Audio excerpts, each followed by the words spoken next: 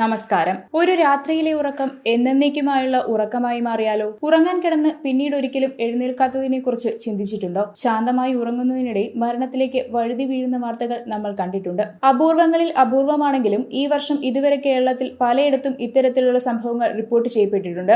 ആർക്കും എപ്പോൾ വേണമെങ്കിലും സംഭവിക്കാവുന്ന ഒന്നാണ് ഉറക്കത്തിനിടയിലെ മരണം എന്നത്. കൃത്യസമയത്ത് തിരിച്ചറിയപ്പെടാതെ പോകുന്ന ആരോഗ്യ പ്രശ്നങ്ങളാണ് ഉറക്കത്തിൽ നിന്ന് മരണത്തിലേക്ക് തള്ളിയിടുന്നത്. ഏറ്റവും പ്രധാനപ്പെട്ടത് ഹൃദയത്തിന്റെ ആരോഗ്യവുമായി ബന്ധപ്പെട്ട പ്രശ്നങ്ങളാണ്. ലോകത്ത് ഏറ്റവും അധികം ആളുകൾ ഉറക്കത്തിനിടെ മരിക്കുന്നത് ഹൃദ്രോഗം കാരണമാണ്. ഇക്കാലത്ത് ചെറുപ്രായത്തിൽ തന്നെ ഹൃദ്രോഗം പിടിപെടുന്നവരുണ്ട്. ഹൃദ്രോഗികളുടെ എണ്ണവും പണ്ടത്തെ അപേക്ഷിച്ച് കൂടി വരികയാണ്. പുറമെ പൂർണ്ണ ആരോഗ്യത്തോടെ കാണപ്പെടുന്നവർക്ക് പോലും ഉള്ളിൽ ഹൃദയ സംബന്ധമായ പ്രശ്നങ്ങൾ ഉണ്ടായേക്കാം. പ്രമേഹം, രക്താതിസമ്മർദ്ദം, ഉയർന്ന കൊളസ്ട്രോൾ, വ്യായാമമില്ലായ്മ, അമിതമായ ശരീരഭാരം, കൂർക്കംവലി എന്നിവയുള്ളവർ ഇക്കാര്യത്തിൽ പ്രത്യേകം ശ്രദ്ധ പുലർത്തണം. പുകവലി, അമിത മദ്യപാനം, തെറ്റായ ഭക്ഷണ രീതികൾ എന്നിവയും ഹൃദയത്തിന് ഹാനികരമാണ്. പലപ്പോഴും ഹൃദയ സംബന്ധമായ പ്രശ്നങ്ങൾ വളരെ വൈകിയാണ് പുറത്തറിയുന്നത്. ചിലപ്പോൾ ലക്ഷണങ്ങളൊന്നുമില്ലാതെ സൈലന്റ് അറ്റാക്കായും ഹൃദയസ്തംഭനം ഉണ്ടാകാം. ഉറക്കത്തിനിടെ ഉണ്ടാകുന്ന ശ്വാസ സംബന്ധമായ പ്രശ്നങ്ങളും വില്ലനാണ്. ഉറക്കത്തിനിടെ ശ്വാസമെടുക്കാനുള്ള സിഗ്നലുകൾ വേണ്ടവിധം നൽകാൻ തലച്ചോറിന് കഴിയാതാവുന്ന സ്ലീപ്പ് അപ്നിയ, ആസ്മ അറ്റാക്ക് എന്നിവയൊക്കെ മരണത്തിന് കാരണമാകാം.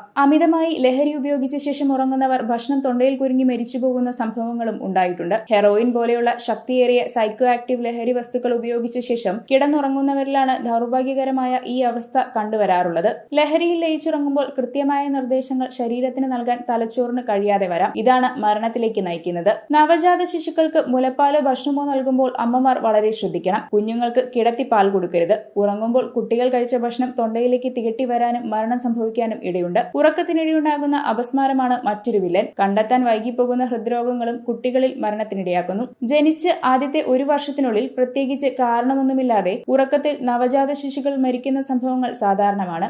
സഡൻ ഇൻഫന്റ് ഡെത്ത് സിൻഡ്രോം എന്നറിയപ്പെടുന്ന ഈ അവസ്ഥയുടെ കൃത്യമായ കാരണം എന്താണെന്ന് ഇതുവരെ കണ്ടെത്തിയിട്ടില്ല.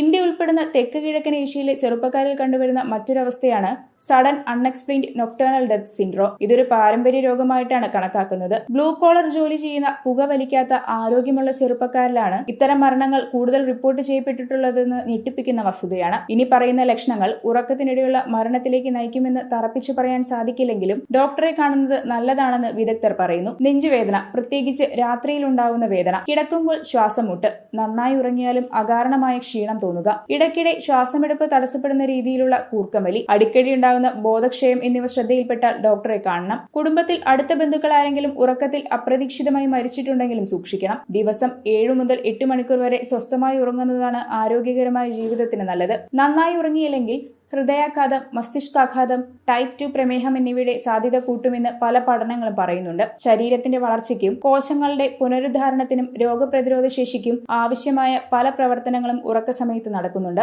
മാനസികാരോഗ്യത്തിന്റെ കാര്യത്തിലും ഉറക്കം പ്രധാന പങ്കുവഹിക്കുന്നു. സുഖനിദ്ര എല്ലാവർക്കും ലഭിക്കുന്ന ഒന്നല്ല. അതുകൊണ്ട് തന്നെ തെറ്റായ ജീവിതശൈലിയിലൂടെ ഉറക്കം ഇല്ലാതാക്കരുത്. വാർത്തയുടെ നിറം തേടി തനി നിറം.